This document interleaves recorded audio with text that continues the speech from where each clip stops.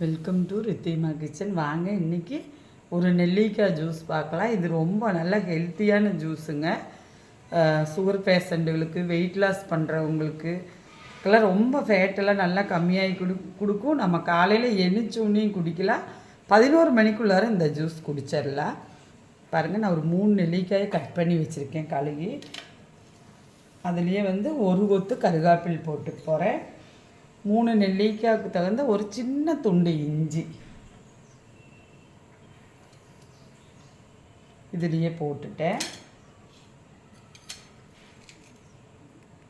உப்பு ஒரு கல் உப்பு இதில் போட்டு போகிறேங்க. இதை நம்ம அரைச்சிட்டு வந்துடுவோம். நைஸாக அரைச்சி ஜூஸ் எடுத்துருவோம். நான் நெல்லிக்காய் ஜூஸு நல்லா அரைச்சி வடிகட்டி எடுத்துகிட்டு வந்துட்டேன். இது நம்மளுக்கு இந்த முடி கொட்டுற டைமெல்லாம் இந்த ஜூஸ் நம்ம குடித்தோம்னா முடி நல்லா வளருங்க. பின்ன இதில் நல்ல கால்சியம் சத்துங்க. கால்சியம் சத்து கம்மியாக இருக்கிற குழந்தைகளுக்கெல்லாம் இந்த ஜூஸில் ஒன்று பனங்கல்கண்டு போட்டு கொடுங்க. இல்லைன்னா அவங்களுக்கு இந்த சுவை பிடிக்கலைன்னா இனிப்புக்கு வேண்டிட்டு ஒன்று தேனோ ஏதாவது ஒன்று இதில் ஊற்றி கலந்து கொடுங்க.